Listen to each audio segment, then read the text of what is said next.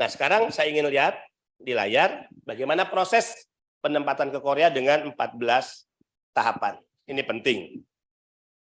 Kita lihat ya, Sobat Migran, alur penempatan PMI Korea Selatan ini ada 14. Yang pertama ada tahap persiapan ya. Tentu setiap calon pekerja harus berkemampuan bahasa Korea dan tadi saya jelaskan tidak wajib dia untuk mengikuti pelatihan atau kursus di LPK.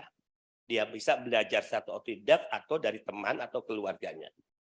Kedua, dia harus memenuhi persyaratan kesehatan. Kita masuk sekarang ke tahap kedua. BP2MI setiap tahun akan mengumumkan melalui website yaitu bp2mi.go.id. Disinilah akan diumumkan di mana telah dimulainya pendaftaran bagi siapapun CPMI yang ingin melamar untuk skema G2G ke Korea. Pendaftaran dilakukan secara online, tidak berhadapan langsung dengan para petugas kami, karena ini udah era digitalisasi, kita sedang berhadapan di era teknologi, ya. Sehingga setelah pendaftaran online, si peserta wajib untuk memasukkan semua dokumen yang dipersyaratkan. Disinilah ya Direktorat Penempatan Pemerintah Asia Afrika akan melakukan verifikasi dokumen yang diserahkan atau diinput melalui aplikasi dan sistem yang kami miliki ya dari setiap calon pekerja migran Indonesia. Kemudian tahap keempat, verifikasi dokumen dilakukan. Ya, ini adalah tahap jika di tahap ketiga verifikasi dokumen diinput ya lewat sistem dan aplikasi. Kemudian apa yang diinput tadi akan kami periksa secara langsung atau secara fisik. Dokumen-dokumen yang menjadi persyaratan yang diserahkan oleh setiap calon pekerja migran Indonesia yang akan berangkat ke Korea.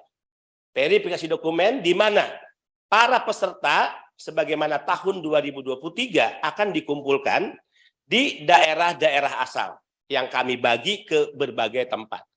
Di tahun 2023 kurang lebih ada 35.000 pendaftar PMI yang akan berangkat ke Korea.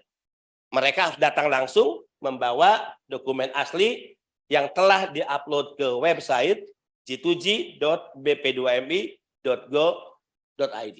Dan yang kelima tahapannya adalah komputer based test atau CBT. Mereka harus mengikuti tes bahasa Korea. Tes inilah yang akan menentukan seseorang dinyatakan lulus atau tidak. Dan sekali lagi, yang melakukan tes itu bukan BP2MI. BP2MI tidak punya kekuasaan untuk mengatur, untuk menentukan siapa lulus.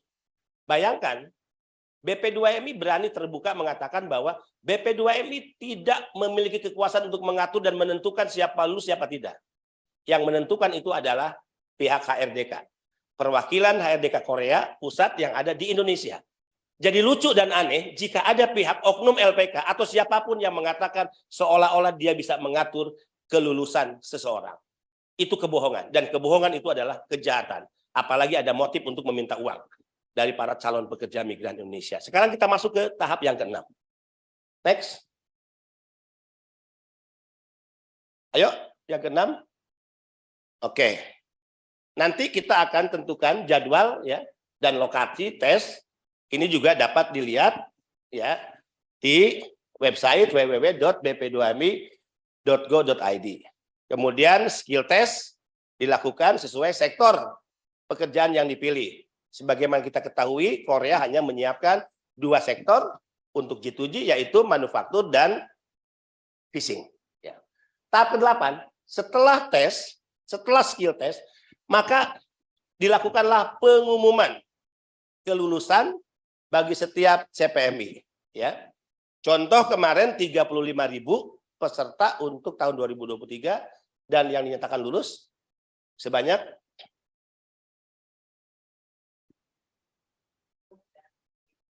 gelombang 1 dan gelombang 2 itu sudah sekitar 7.000-an yang sudah dinyatakan lulus. Dan sekarang masih berproses menunggu kelulusan ya untuk ujian fishing. Nah, setelah pengumuman kelulusan, ini akan dibagikan sertifikat kepada para peserta yang dinyatakan lulus ya. Kemudian, nah ini sending data. Disinilah permainan pihak-pihak tertentu. Setelah seseorang lulus, ada pihak, ada oknum, bahkan oknum LPK yang ingin menjadi pahlawan, padahal tipu-tipu, yang mengatakan bahwa merekalah yang memiliki peran untuk mengirim nama pihak-pihak atau CPMI yang dinyatakan lulus ke Korea. Ini yang disebut sending data. Padahal sending data ini bukan kewenangan pihak lain, tapi kewenangan dari BP2MI. Kewenangan dalam arti kewajiban BP2MI untuk melakukan sending. Jika BP2MI tidak melakukan sending data, maka BP2MI melakukan pelanggaran atas MOU yang disepakati antara BP2MI dan HRDK. Jika BP2MI menahan, tidak melakukan sending, itu artinya BP2MI melakukan kejahatan terhadap nasib para pekerja migran Indonesia. Jadi mereka yang lulus memiliki hak untuk namanya disending oleh BP2MI dan BP2MI memiliki kewajiban itu. Ingat, jadi jika ada oknum-oknum tertentu atau oknum-oknum LPK yang seolah-olah mereka yang melakukan sending dan karena itulah mereka meminta biaya, bahkan berani melahan dokumen, itu adalah kejahatan, ya, dan sudah masuk laporan ke saya. Dan ingat, dalam waktu dekat kita akan melakukan bersih-bersih dan tindakan tegas serta proses hukum. Karena PMI sekarang sudah berani ya untuk menyampaikan laporan dan pengaduan kepada kami, dan mereka sudah mengirimkan nama-nama LPK ya atau oknum-oknum dari LPK tertentu. Ya, siapa yang melakukan kejahatan terhadap hal yang saya sampaikan tadi. Sekarang kita lihat tahap berikutnya ya, ke-10 adalah data SPAS. Data lamaran CPMI masuk di roster sending Public Agency System atau SPAS dan menunggu dipilih oleh user di Korea atau oleh Sajang. Nah, ketika sending sudah dikirim, data lamaran CPMI masuk dalam roster. Roster itu saya ibaratkan ruangan seperti ini, data masuk ke ruangan. Nah, majikanlah user nanti akan memilih sesuai profiling dari nama-nama yang kita sending. Misalnya ada 100 nama, saya majikan, saya Sajang. Maka urusan saya untuk saya ingin lebih memilih siapa di antara 100 orang ini. Ya, itu hak. Jadi bukan ditentukan oleh BP2MI, bukan juga ditentukan oleh oknum-oknum yang mengaku seolah-olah mereka punya jasa untuk menentukan keluarnya SLC, bukan. Ya, nah kadang saat kita menunggu SLC, kenapa lama? Karena sebetulnya itu tergantung apakah nama PMI sudah dipilih oleh Sajang atau belum. Jadi sepanjang dia dalam roster, dalam ruangan, kamar, datanya, dan Sajang belum memilih dia, maka tidak mungkin SLC akan keluar. Kita lihat, setelah data SPAS tahap ke-10, next, kita lihat, standar labor contract. Ya, setelah Sajang atau user memilih seseorang, saya misalnya majikan user, dari 100 nama yang masuk, saya lihat, saya memilih seseorang, maka orang yang saya pilih itu tentu langsung SLC akan dikeluarkan, yaitu standar labor contract atau SLC. User Korea atau SLC yang dibatalkan kembali menunggu di roster SPAS. Nah, jika ada SLC yang sudah keluar, kemudian dibatalkan, maka nama tersebut masih tetap punya kesempatan, punya peluang, tapi nama tersebut dimasukkan kembali ke dalam roster untuk dipilih kembali atau ditawarkan kembali kepada user atau Sajang. Kemudian tahap yang ke-12 adalah OPP, orientasi prapenempatan, yaitu tugas BP2MI, tugas negara, intervensi negara dalam memberikan penguatan kapasitas kepada calon pekerja yang tinggal berangkat, ya sudah nyatakan lulus, sudah memiliki SLC, atau dalam istilah penempatan Korea lebih dikenal dengan preliminary education, yang kita lakukan selama 5 hari, 5 malam, yang sekarang sudah dengan pola baru, tidak dibebankan biayanya kepada PMI, tapi ya ditanggung oleh negara. Disinilah kemudian kita memantau pengumuman di website bp2mi.go.id untuk masuk ke tahap 13, yaitu Confirmation of Certification of Visa Issue atau CCPI atau visa. Disinilah ya kita upload atau kita kirimkan apply visa dari mereka yang sudah mengikuti preliminary education untuk kedutaan besar atau keimigrasian dari kedutaan besar Korea di Jakarta mengeluarkan visa. atas nama-nama yang kita kirimkan, yaitu nama-nama yang sudah mengikuti OPP atau Preliminary Education. Ini juga tergantung dari keimigrasian kedutaan besar setempat. Kadang orang bertanya, Pak, kami sudah OPP. Angkatan kami kok sudah keluar visanya, kok kami belum? Sekali lagi, BP2MI tidak bisa mengintervensi keimigrasian kedutaan besar Korea. Kedutaan besar Korea melalui keimigrasiannya lah yang kemudian menilai dokumen-dokumen, sehingga jika sudah dinyatakan lengkap, di-approval.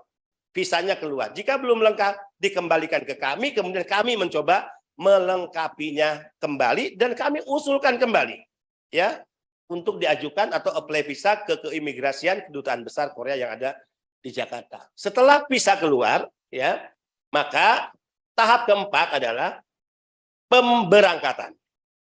Ya, pemberangkatan artinya dimulai dengan pelepasan yang dalam skema G2G kita lakukan setiap hari Minggu. Tahun kemarin kita ramai memberangkatkan melalui hotel bintang 4, yaitu The Royal Hotel, ya, di Kelapa Gading. Mulai Senin kemarin kita sudah pindah ke Hotel Peninsula, Menara Peninsula, ya, hotel bintang 4. Itu pun gratis 2 malam untuk para pekerja migran Indonesia. Bahkan termasuk biaya PCR-nya, ya, itu juga gratis untuk PMI Korea. Ini fasilitas-fasilitas yang diberikan negara. Pemberangkatan. Dengan catatan, jika ada CCPI yang dibatalkan kembali, ya, maka menunggu di roster SPAS. Kemudian PMI terbang, ya, ke Korea. Ini penting, teman dan sahabat, kawan dan kerabat, sobat migran Korea, karena saya gerah, ya. Saya marah pasti, dan pengaduan-pengaduan ini masuk kurang lebih selama 2 bulan terakhir. Saya mencatat satu persatu, ya.